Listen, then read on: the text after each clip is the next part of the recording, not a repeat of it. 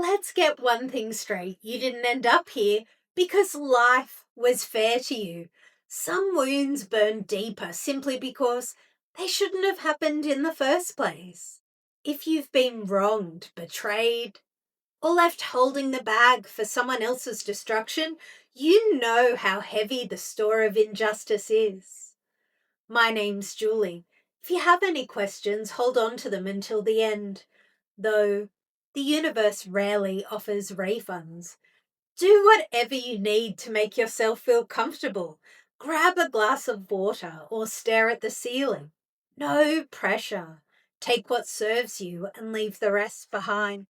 As a stark ascetic reminder notes, carrying intense anger and waiting for justice is like drinking poison and expecting the other person to check into a hospital. Today, we aren't pretending everything happens for a reason. We are looking directly at the rage, dismantling its utility and figuring out how to stop letting the past squat rent-free in your nervous system. Let's begin. In traditional contemplative inquiry, holding on to grievances is viewed as binding oneself to the wheel of suffering.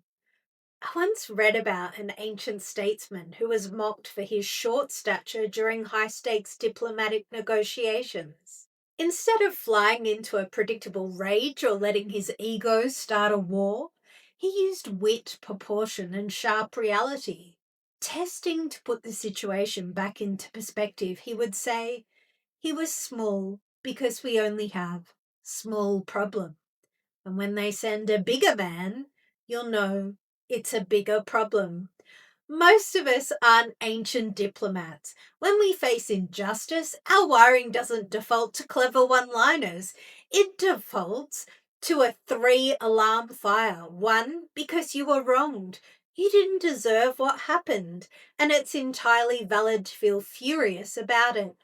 But staying chained to that ledger of grievances only keeps you bound to the person who handed you the injury.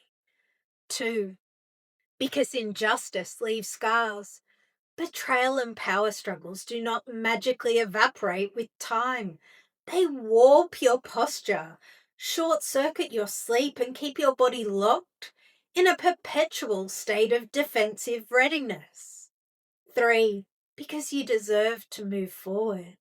Healing doesn't mean forging the unforgivable or pretending the wound was a blessing. It means reclaiming your own energy so the past loses its executive control over your tomorrow.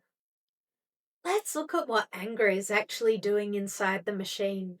Right now, in the heat of a trigger, your biology might scream for retaliation, door slamming, or burning bridges.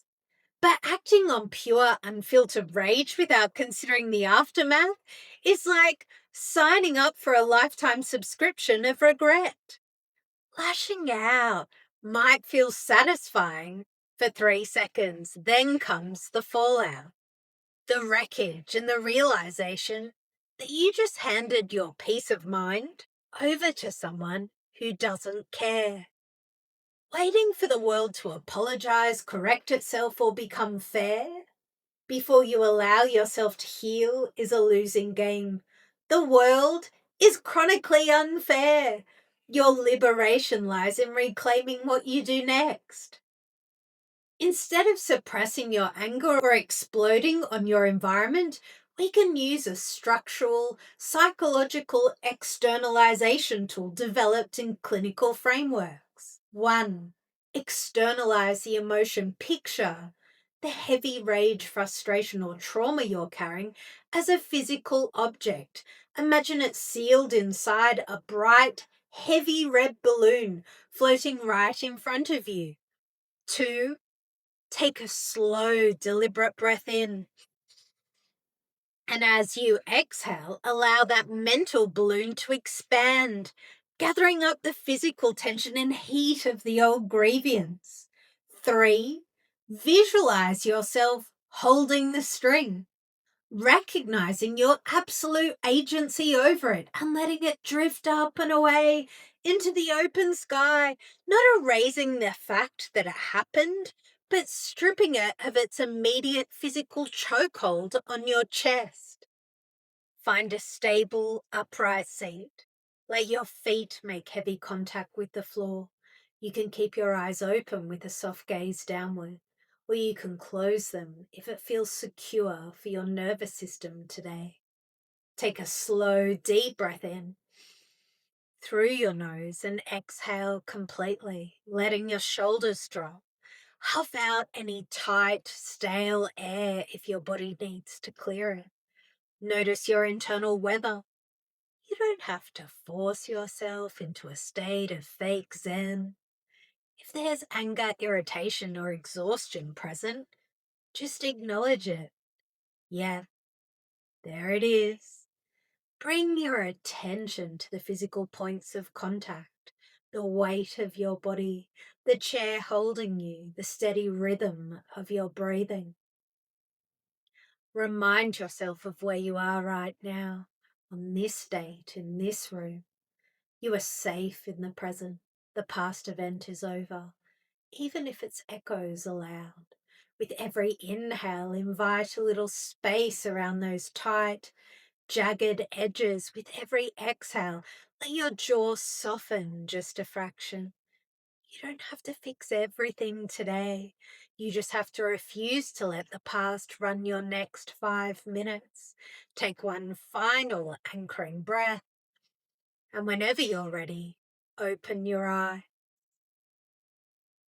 Justice is rarely handed to us on a silver platter.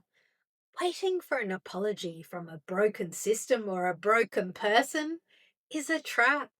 Healing isn't about pretending it was fair. It's about making sure the people who hurt you don't get to dictate the rest of your life. Thank you for being here. This marks the completion of Module 3, The Ledger of Wrongs, Dismantling the Myth of Fair Play.